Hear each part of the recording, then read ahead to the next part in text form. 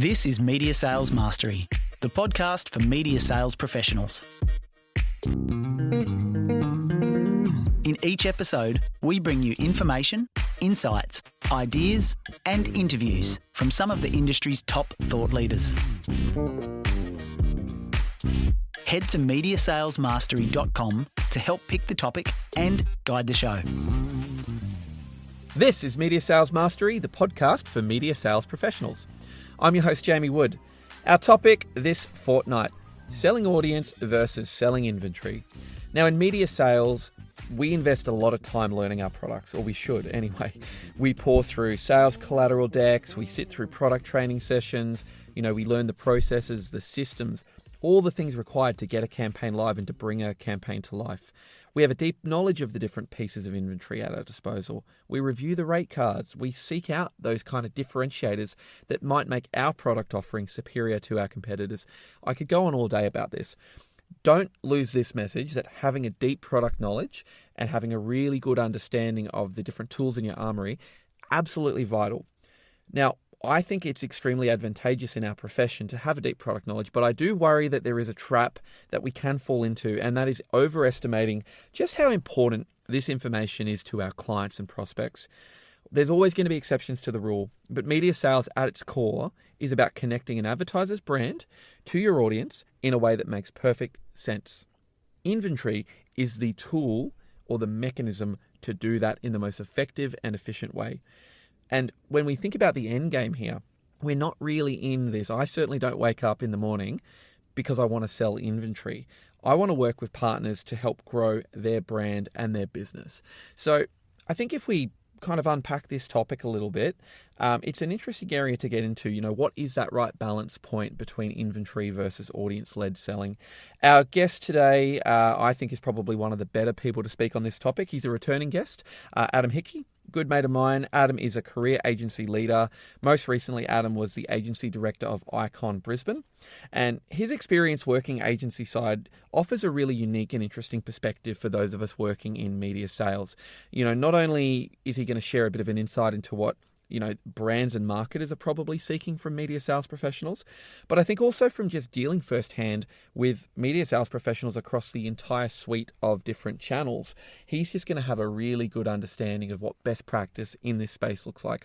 Really excited to get into this one, so let's do it now. The first five. Adam, welcome back.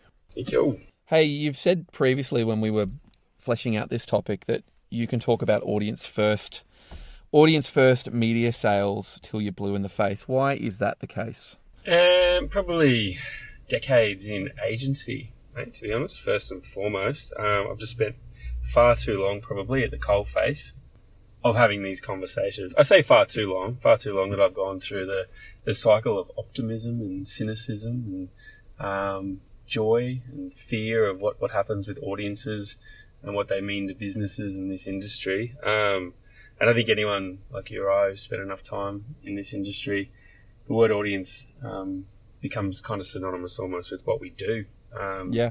I could talk about it till blue in the face because I still believe it's a vehicle for delivering business outcomes. And I think if audience wasn't critical to growing businesses, you wouldn't be able to monetize it, right? So I think, I think it's a valid statement to say being audience first is a good way to be.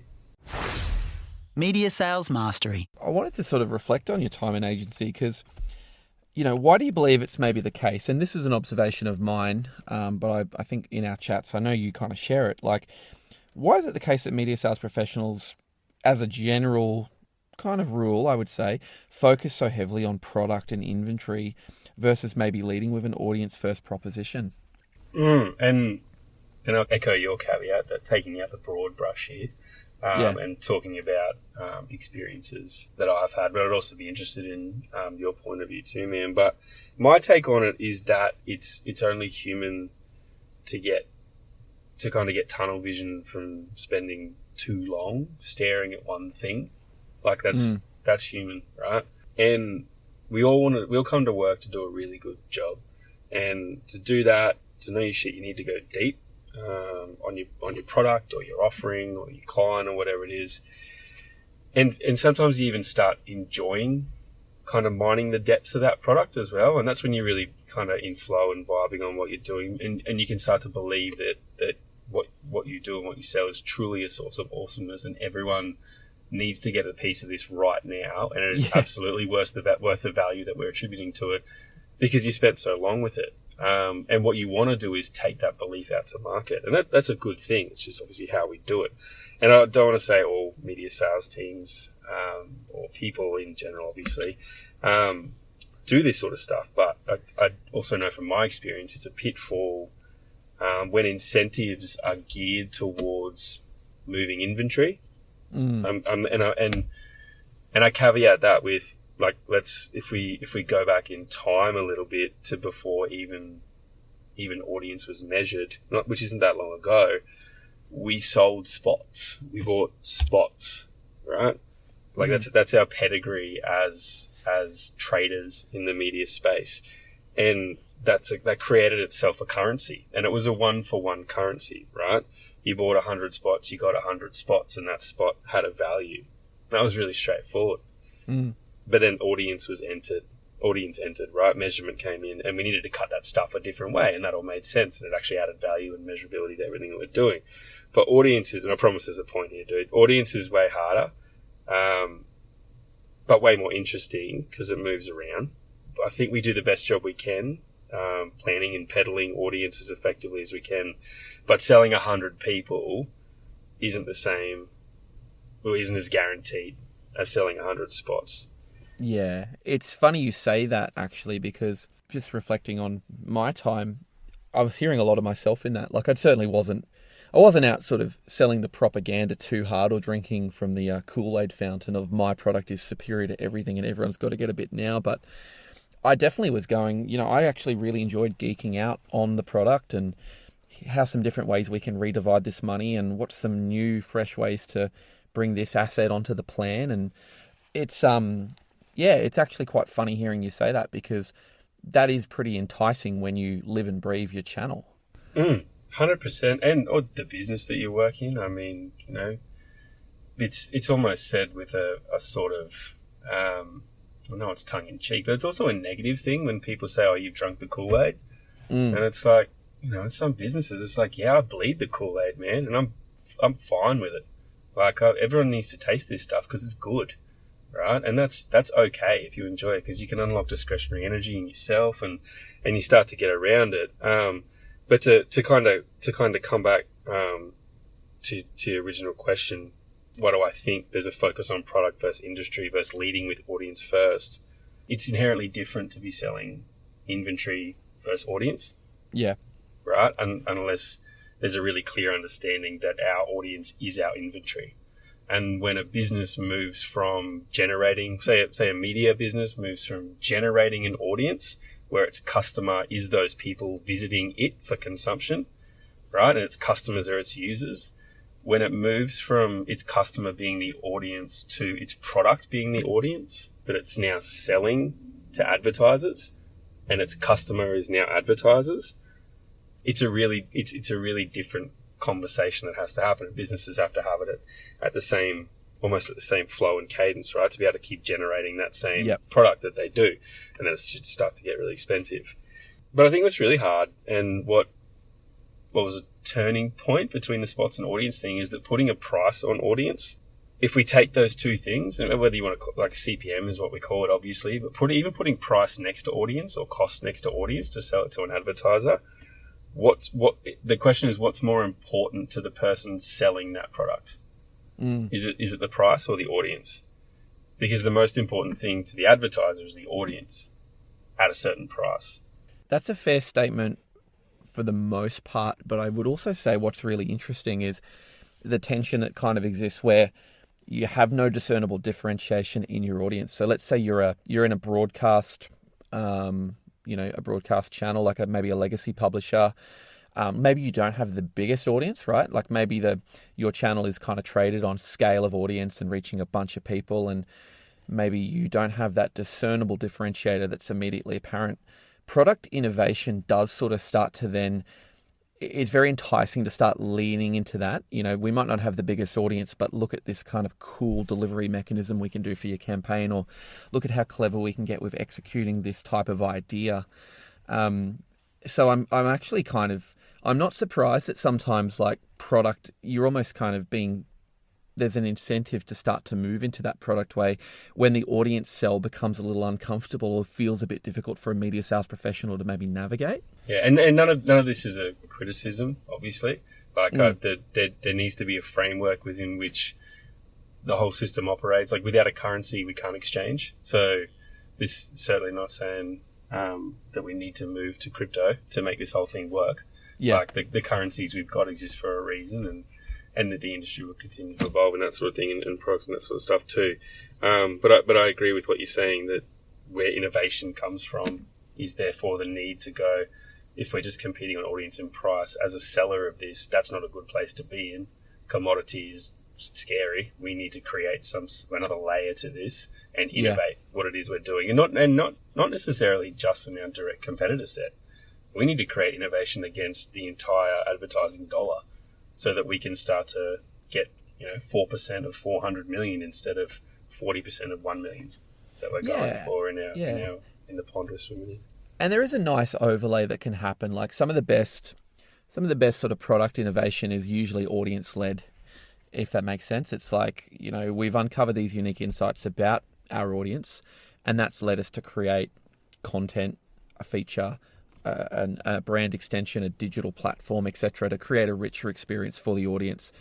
So there is also an interesting cross section where the two actually should work somewhat hand in hand. But to bring it back, for a lot of media sales professionals listening, you've spent, your domain's primarily been working with marketers, leading agencies. So in your sort of experience, what are marketers and agencies typically looking for most in a media transaction? Like, well, first and foremost, what is it that they're actually looking to achieve, and how much of a divide do you think might be there sometimes between product selling versus what a marketer is actually setting out intending to do?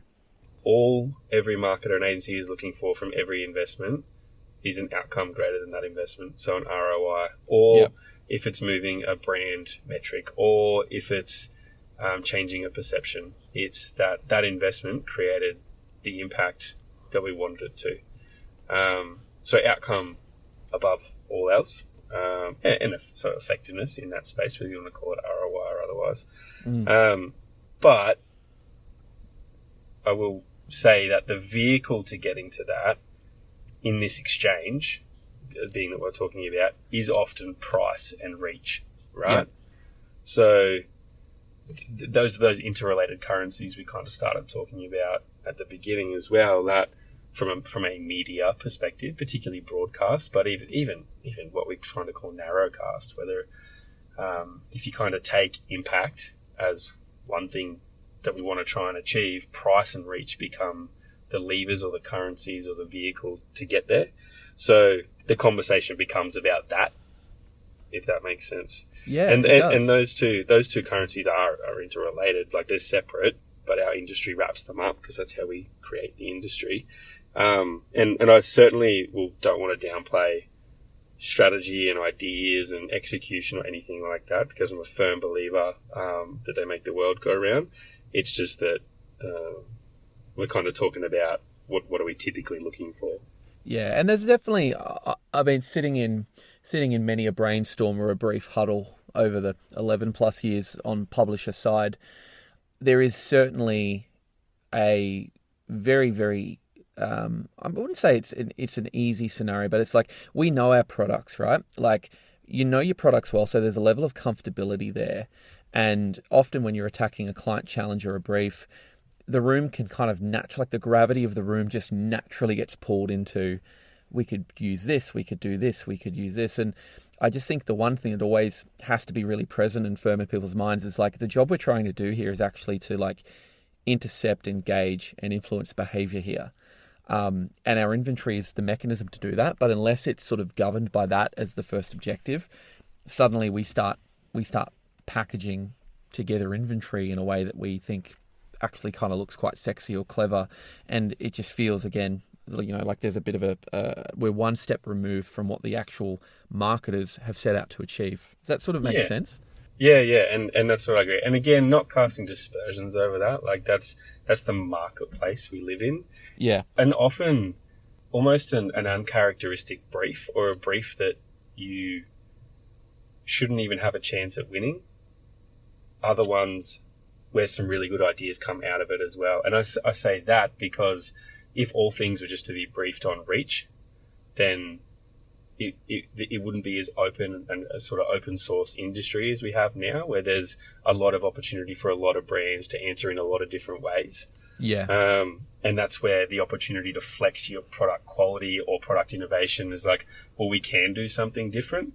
And I think that's a incredible thing about the industry. And, I think that almost that innovation you were talking about earlier as well plays a massive role in being able to push that forward. Yeah, it's sort of, I mean, you and I have spoken a bit about like specialist media or trade media, or certain niche publishers that are going after a very specific type of audience, maybe, an industry audience like the legal profession, for example. And, that to me, I've always found interesting, because it's like, we're not just talking about reach there, really. If a brand wants to engage with that particular publisher, that particular trade publisher, there's an element of the environment, there's an element of the audience profile, there's that whole contextual relevance. Like there's a whole different subset of criteria that I would imagine might factor into a marketer's decision there to want to have their brand aligned to that particular audience. And I think that's where it becomes really interesting and exciting for me, is talking about people who work in some of those maybe independent publishers. I think it's the MI3 podcast had a great one recently with about 5 or 6 independent publishers that had arguably smaller audiences, but we're talking cumes of like 30,000, but highly concentrated and having a very specific, highly desirable profile or attributes that particular brands would find really attractive. So I think in many ways, some of those types of publishers actually are kind of as close as possible to best practice of audience selling, because they lead with that as their proposition, is who their audience are. And you think about the business model for that sort of operation as well. I mean, like a tightly targeted media proposition, another word for that is low wastage when it comes to selling inventory, right? If I try to put a media sales hat on, I go, those media publishers' proposition, they're not selling 1 million total people to someone who only wants to buy men. They're monetizing every impression or viewer that they're actually selling as well. So when it comes to how they think about audience and inventory, potentially that tight targeting brings the then even more overlapped, because the conversations they have are so tightly targeted. Maybe it's the broadness of mass media that means you get stuck in this space where you inadvertently commoditize the reach, which is your strongest pillar for what you do. Yeah. Well, this is the thing, because I think I was kind of interested to get your perspective from time in agency, in the analysis when, maybe 4 or 5 publishers have come back with a response to brief and you're in the evaluation stage. And certainly we're talking about audience delivery and reach. But, what role does product, environment and inventory actually play in that analysis? How much does a particular marketer value things like quality of inventory or environment or things like that? Is it a relatively subjective area, or is there a bit of science behind that type of evaluation? Well, I think post cookies, mate, environment's gonna get its day in the sun again. It's going to become incredibly important. But it kind of took a back seat to technology over the last, deployment technology over the last half a decade or so. How much does it fall into their decision making? From my experience, quite a bit. Like I know senior marketers who will go through every line on a media plan, looking at context. Yep. Because they came up through organizations or through brands or through industries where that was important for either secondary brand gain, more often than not brand safety, or organizational mandate, where they had to not appear in those sort of things. So some sort of getting used to deploying some sort of rigor to look at that sort of stuff, but it becomes part of what they do. It's good practice. If you're selling, if you're in charge of promoting the brand and growing the customer base and and building the business, knowing where you're going to appear is, good practice. Obviously, understanding some businesses obviously can't do that. When you say quality of inventory, are we saying that quality will cost more than low quality? So does high quality cost more than low quality, 1 for 1? Yeah. Would be my question. Yeah, and I think the answer would be in a lot of cases yes. Then the question becomes: is quality more important than reach? Yeah. Would we rather reach more people? So do we understand our proposition enough to know the more people we reach, the better? Or is it a must that we reach these people in high quality environments? Yeah, and that's a good point, because I guess the trying to get a bit more tactical here for people listening and wondering how to decipher something usable out of this. I guess, when we put something in a proposal to a client, or when we're putting a solution forward, I'm a really big believer of that simple framework of make a point, prove it with data, and then summarize why or what it means for a client.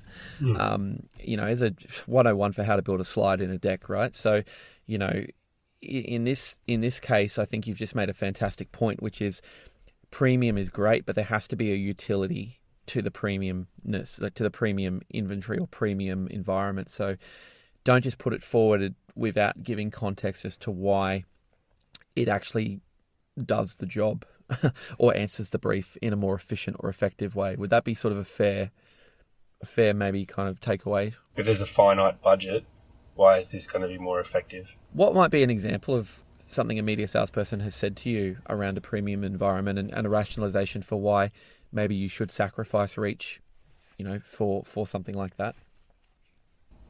I can't think of any examples that didn't start with a brief that flagged that there's a role for context or premium. Well, that's probably a good takeaway, right? It's got to be governed by the brief. So sometimes it's like you're shoehorning your premium offering or premium inventory into a brief that doesn't actually warrant you even going down that route.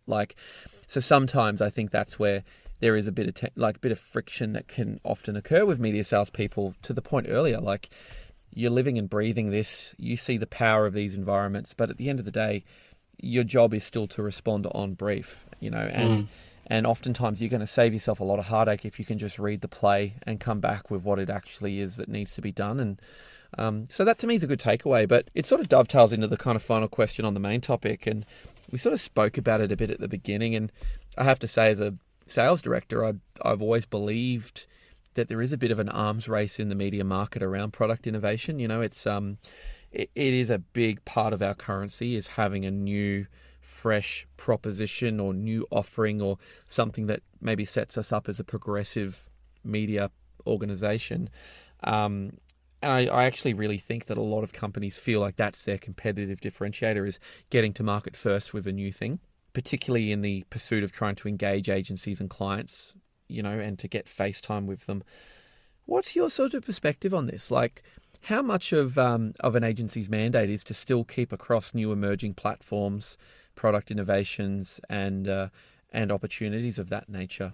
There's a massive need for agencies to know what's either coming down the pipe or be savvy on any innovation from a media perspective, because those innovations are the things that create that outcome and that effectiveness that I was talking about. I'll be as simple as there wasn't always 5 and 10 second billboards on TV, right? But there are brands that have built their entire awareness platform off leveraging sponsorships on television and the frequency and reach that a 5 and 10 second ad can get you, because their proposition was straightforward. So, and that's an innovation, or it was an innovation back in the day. Yeah. The ability to sponsor a program on television and lock out your competitors, that, hasn't been a thing forever. It doesn't seem that innovative, but I can tell you it bloody was when it first came in. And that ability to drive greater share of voice and those sort of things, game changers. And then we come forward to today around innovation. One of the innovations I'm most passionate about, truest innovations, is the movement from static to digital billboards out of home in this country.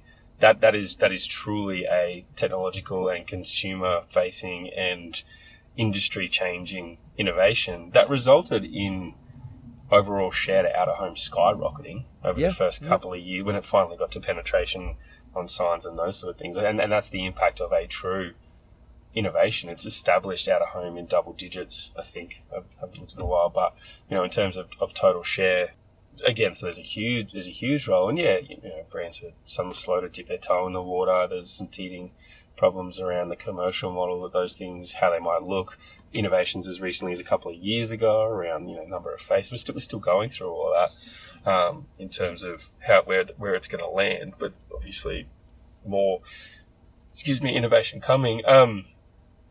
You want to be the ones as an agency bringing that opportunity to your clients, because it represents the ability to do something better. Because rarely does a media channel innovate for something they can't then monetize to create, to either grab greater share or grow the pie in totality as well.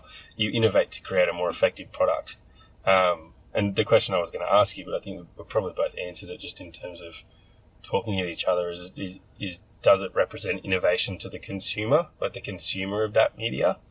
Then it has value, because they'll notice it, they'll take it with them, or it'll get in their face more, or it'll drive greater frequency or reach, or it'll speak to them more personally. It'll be more personalized or targeted. As long as that innovation represents greater impact to the consumer of that channel or the viewer of that content, then brands want to be a part of that, and may be willing to pay more for it if it is a greater impact than not paying for it.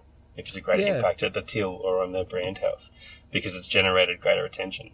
It's a really good call out too, because I do think, and I can't think of a specific example right now, but there are definitely innovations that are, very much around creating a better audience or end user experience. And then there's innovations that are around, hey, look how cool the tech is to get this thing live. Yeah. Like almost like executional innovations, as opposed to true media innovation that a media consumer will highly value. Yeah, and some innovations can bring the business up to par with where advertisers and agencies expect them to be.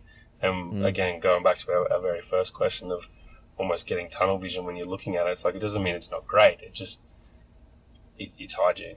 So that's a phenomenal innovation for your business. It's not an innovation for the industry, or the impact it has is minimal.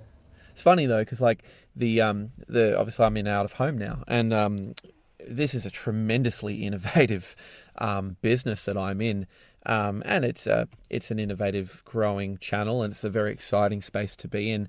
And what I think is an interesting consequence of so much innovation and growth, and just true investment in this medium and the future of it. And it's not a bad consequence. It's just an interesting kind of thing that we contend with, is that the rules of engagement and the competitive parameters, competing in this market, you're not playing a finite game. It's constantly changing. The landscape's moving, evaluation is moving, certain pockets of the market are valuing different types of innovation. Measurement is a very heavy point of discussion and contention. So it's an interesting space to be in, and so my view has always been like true innovation. I think people think of innovation as being these massive, sweeping, wholesale changes, that come in and completely disrupt a marketplace. But to me, innovation is just about incremental improvement. It's about making something better, and oftentimes really tight constraints actually are what drive the best innovation. It's like putting really strict parameters on something are what then make you have to think very kind of creatively. So, for anyone working in any channel, I guess my big thing would be, don't think of innovation as kind of that next new sweeping thing that's going to completely disrupt your market. It's like, what are the 3 or 4 friction points that people have in terms of planning and buying your media, and how do you kind of remove those? Like, that's innovation, and it's innovation you can actually control. Yeah, make it easy. Sure. I mean, look at Bic razors. I mean, how much more innovation can you inject into something that you shave with? Yeah. Yet here we are, like 50 years later, and they've still got like the new patented 4-blade ergonomic technology with a gel strip, and it's like and a V8 engine and 22-inch rims. Yeah. I bought this is going to be great for the podcast. I bought avocado on toast. I was like, avo on toast, thanks. He goes, oh, yep, fresh sourdough, lightly toasted, seasonal avocado, fresh lemon juice, I'm like, yeah, mate, avocado on toast. Like, I think we've kind of reached the usable boundaries of innovation in this particular menu item. like we're almost there. We're at the prep. We almost need to kind of now move back from this because we pushed it too far. How much avocado skin would you like me to blend through it, mate? So I wasn't aware that was an option on this particular establishment's menu. Yeah, well, it is now. It is now. Fantastic. Well, hey, we're going to jump into a listener question. This is from Morgan in Glasgow. Glasgow. I should know because I have Scottish heritage. My mum's actually from Glasgow. I can't ask my sales manager that. I work for a news television network. We have a very engaged and loyal audience who seek us out mostly for our unique offering, 24 hours of live news, business and current affairs. I have several agencies who brief the market on television campaigns, but they always brief on broad audiences, all people 18 to 54. I'm constantly losing business based on price or audience reach, but the agency's evaluation metrics don't consider my different audience profile. My sales manager says I need to do a better job of selling the format, but this doesn't work as it doesn't align with the agency's evaluation metrics. Any tips? I'm getting quite frustrated. Interesting one. What do you reckon? It sounds like a problem a lot of people selling particularly niche products would have. Yeah. Is that this product is very right, and we have a certain type of reach, and the statement is there's almost no reason not to at least give us a go, because we can do all these sort of things as well, and how you know if you don't try it. But having sat across the table from a lot of these propositions before, when you're looking to buy reach, which is what Morgan sort of touched on, is that they're briefing broad, and we can't get on. When advertisers are buying reach and you're selling expensive reach or less reach for the same price, you actually are in a really tough corner. And so that's how I kind of interpret it from the other side of the table. Like in terms of kind of the headline I took from that, which is, what should I do? Potentially, again, because she's focused on the agency, maybe not thinking about the agency, but thinking about the clients from a proactive standpoint, and also not knowing the clients. But if they're in category, but if those clients, be they FMCG or automotive, and they rely on broad reach and building brand particularly, a niche solution is going to be hard to sell unless there's proof. A niche solution on a broad brief will be hard to sell unless there's proof that it'll drive response, that outcome and effectiveness I was talking about, into that client's bank account, right? You'll get on every day of the week if you absolutely return within that space. But that's tough, particularly if you never get a go. And I know we're doing chicken and the egg now, which is kind of like if they give you a go and it's successful, it'll be great. You can't be successful until they give you a go. Yeah, and I think it's like what you said there is such a good summation of what the actual issue is, which is it's almost like the business strategy of having that type of television network was never about competing in the big broad reach pool. Like it's, you know what I mean? Like I feel like the actual, the CEO of this company is going to be sitting there going, we have a very clearly defined proposition, and you would hope that it was very much kind of considered in terms of who is that ideal target client, or what sector of the market are we going to play, and who in that space is going to find this audience and this proposition and format highly desirable. So it almost kind of, to your point, it kind of feels like if the brief isn't actually really sort of falling into that, or it's not aligned to what the company vision is, it's always going to be hard. Yeah, and I think we touched on it earlier as well, that building a media business, you know your consumer when they're the audience so intricately. But when that audience becomes the product you're trying to sell to advertisers, who are now your consumer of product, who are now your target audience, it's a really different proposition, right? That because your consumers care about you doesn't mean that advertisers need to compare about you as much. In the same way that you're fighting for users or viewers' eyeballs for attention, advertisers are fighting for their attention through multiple channels.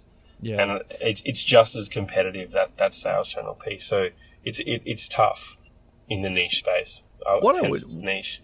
What I would say too, though, is like, I guess just at a pure sales strategy level, I would say that clearly there is probably just a job to be done around really kind of going in and engaging these agencies and maybe just giving them an understanding of your product, your differentiators, the type of brands that you've worked with in the past, the type of results you've driven, maybe raising the profile of your proposition so that it isn't whitewashed as just another TV network. Maybe it's considered when the agency's talking to clients about other objectives where they might naturally go to different media and might not necessarily think of television in the first instance. The other thing I'd say is like these, for want of a better term, these niche publishers, they historically, I've noticed, can do quite well on those briefs by just going and conditioning the agency to maybe only brief them on a particular share of the budget. So, do you mean like as in we only want 10%, or we're happy with 10%, or we're just pitching at that level? Yeah, correct. Like rather than coming in and saying it's winner takes all, we feasibly think that we can do a great job for you and we can really help the campaign objectives, but we would like to put a proposition forward for 10, 20% of your total TV budget because we understand reach is the primary objective, but we think this can extend your reach into a highly valuable, highly engaged audience. That to me kind of is a conversation that I think at the very least agencies are actually quite happy to entertain. I mean, yes, it creates a bit of drag and it requires them to maybe go back to the drawing board, but it's a fairly client-oriented approach, and it's a low self-orientation when you're actually asking for less of the budget. Yeah, I would think. I agree. And you just triggered something about some of the stuff we were talking about earlier too, with around quality and the question around have I ever experienced someone from a sales perspective sort of talking it into quality overreach. And once you're on a quality site, it's hard to go backwards. Like once you're in quality context, once you're swimming in that sort of clean water, it's hard to go backwards. It's not impossible. Like you got to be quite disciplined about to do it. But kind of once you get a taste for quality, as long as it doesn't take away from campaign outcomes, it begins the conversation. So getting people onto it is a big piece, particularly in the premiumized sort of space. If there's sort of an absence of proof points, and I think good agencies and good marketers subscribe to a test and learn mindset and methodology as well, where they have, whether it's the 70-20-10 sort of innovation pipeline thing, or it's just a 80-20 test and learn, it's just a 90-10, where they're testing things regularly throughout a year that should translate into media. The best accounts or clients or teams I've worked with have subscribed to that mandate, and those innovations, don't always make their way through, but if they show some merit, then they get a larger piece, and we'll try it again. And if it meets a lot of different criteria from trying something different, it can get up as well. So potentially for Morgan, finding those agencies or those clients who have a test and learn mindset, who are less risk averse, and focusing your energy, so you're just not spraying and praying to a whole raft of clients. Again, maybe a chance, because once you get a taste of something that works, you're more likely to do it again. Yeah. And I think of it like this is like such a crude analogy I'm coming up with on the fly, but it used to apply a lot to radio when I was in that space. Was think of like, baking a sponge cake. Like you've got the sponge cake, right? And that's the foundational element of the cake, and it has to be good. And if that's not good, nothing else is going to fly. But it's like the cream you put in the middle, the icing you put on top, that actually makes the cake quite good, or makes it different, or makes it exciting, and or memorable as well, right? Memorable, people don't really rave about the sponge. That's right. And so I often think about, from the point of view of a brand or a marketer, it's like they're not going to sit there and show their awesome, efficient TV buy in an Excel spreadsheet. It's like often the thing they want to showcase is, being in a premium environment, or suppressing a category, their competitors in the category, or sponsoring a real marquee type of event, or, it's that 10% that actually makes everything feel like a really nice campaign. It's the stuff that we like working on, right? So I think, we can't lose sight of the fact that people in our industry are still passionate about media, and they do love and lean into creativity and being in different media environments. I think it's why we all kind of do what we do. It's just it's often just partitioning the right amount of time and energy to be able to focus on that, knowing that there's always going to be a job to do, and getting the hygiene right too. Yeah, and the tighter we get the science, the more room we've got for art within it as well. So I think knowing, like you said, the bread and butter and that sort of stuff, just getting the balance right. But I fully agree that, the space for creativity that we create when working with clients and media brands and a really good brief and a really exciting opportunity, that's the really exciting stuff. It's just a feel for media sales professionals when it must feel like your conversations don't get to be about that stuff as much as they could be, because you've got to compete on price and reach to even get a foot in the door. Yeah. It can be exhausting. And then listening to Morgan as well, just sort of go, I can't even get a foot in the door to flex. It's like, yeah, I can see. Yeah, and I think it's a reason this, not to get too profound here, but it's a reason this podcast exists, right? Because these are the kind of challenges that we all have, and it's very difficult to find good data or good expertise to go to, because often a lot of people are living in a bubble, feeling like it's just them. It's absolutely not the case. Like this is really what most publishers who don't have that broad audience reach are contending with at the moment. So, hence why we're probably having this discussion as well. I've got your LinkedIn profile linked in the show notes, mate. But in sort of drawing this to a close, because I'm really enjoying the chat, if you had to sort of, I guess, maybe wrap this all up with maybe just a final thought on, selling inventory versus an audience-led approach, something that maybe the audience could take away and apply this week. Is there sort of a way of wrapping this up in your mind? Is there anything that you think you just really want people to take away from this episode? Don't be afraid of having the conversation directly with the people you work with across the table. Find time to ask the question, which is, what are we talking about right here? Is it price? Is it reach? How do we have impact with you as well? Seek to know from their point of view what's most important. At worst, it'll save you sleepless nights. At best, it'll help you get to the solution faster, and keep an eye on what's most important to the people spending the money as well. But I also go right back to the start, where a part that I think you and I agreed on when I somewhat flippantly, but also genuinely said, when you get into the minutiae of your brand and your business and your product, and you're selling it, and you're flowing, and you believe the awesomeness, and you bleed the Kool-Aid, that is a really good space to be in when you are in a sales position. Because if you're not excited about it and you don't believe it, no one else will be. And you can turn that belief into selling inventory or audience or premiumization or whatever it needs to look like in any context as well. So I know that was probably more than just one thought as well, but I just thought we touched on a couple of really good things throughout the combo. No, I feel like there's a lot more to unpack on this particular topic, and thought you brought some really, really, even just reflecting on some of your answers here, it kind of made me think about some of my previous behaviours or perceptions, and I think this is maybe something we'll want to revisit. But mate, in terms of today's episode, thank you for coming. Thank you for the insight, as always. For anyone that wants to reach out, please do connect with Adam on LinkedIn. I'll put his LinkedIn profile in the show notes so you can connect with him. Adam Hickey, thanks for being on the podcast today. Thanks, Jamie. Have a good one, mate.